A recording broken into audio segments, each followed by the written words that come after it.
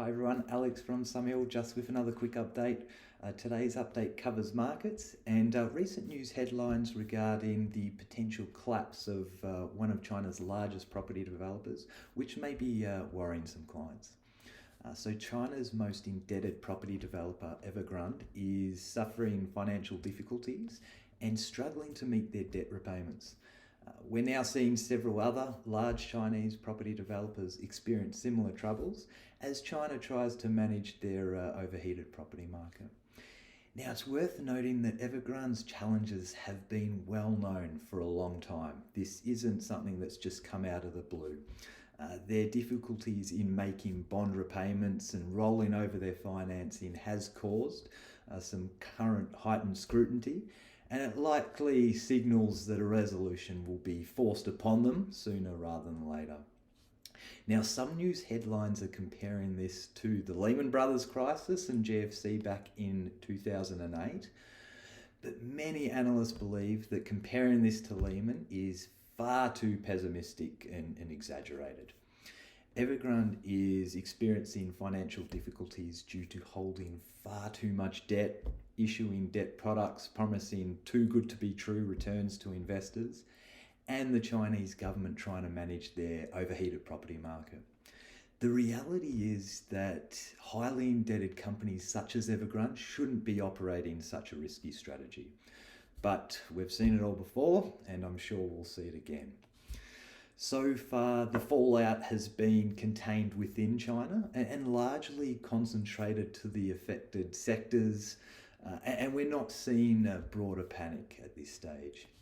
However, given the size of China's economy and financial system and its global ties, there is no doubt that if China suffers larger financial stresses as a result of issues with these property developers, that it could impact global financial markets and pose a threat to global economic growth in the short term. So the question is, how likely are we to see this issue become a larger problem for global markets?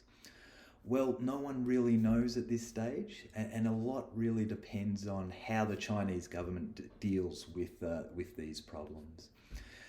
The reason why many believe these issues will be contained within China is because major global banks and financial institutions have limited exposure to these risky Chinese developers because they're not allowed much access to the Chinese markets. And although the Chinese government has indicated they will not bail out Evergrande, it is believed they'll step in if required to avert a major crisis, and they appear to be already stepping up efforts to limit the fallout, to protect healthy developers, home buyers, and their property market. The Chinese government has a lot more power to achieve these goals than countries such as Australia and the US.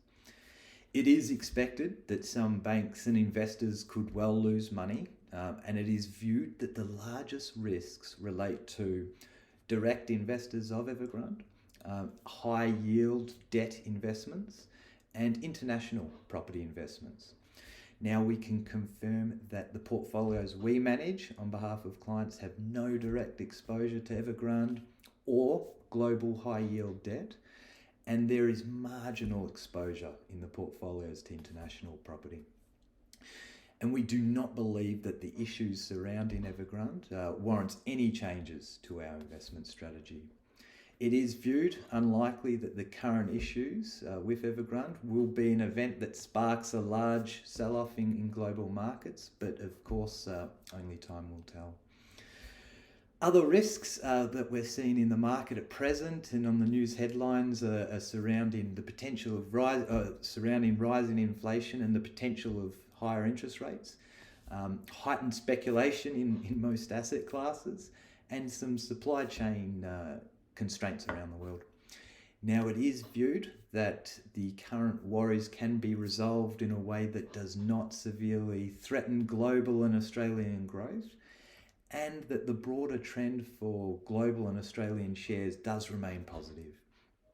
But we should expect some heightened volatility over the next 6 to 12 months as the world manages some of the consequences from the COVID pandemic. No one really knows how these risks will play out, and furthermore, no one knows how markets will react.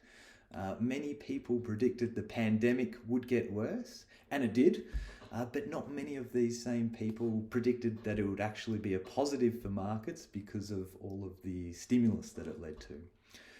We live in uncertain times, and we will always live in uncertain times. And despite our best efforts to eliminate this uncertainty and make sense of random events, we need to accept that the world can be a scary place. But we can help manage this uncertainty through careful planning and by focusing on our goals, and also by using our experience and statistical evidence on how to act in the face of a crisis, so that we don't hurt our chances of achieving our goals.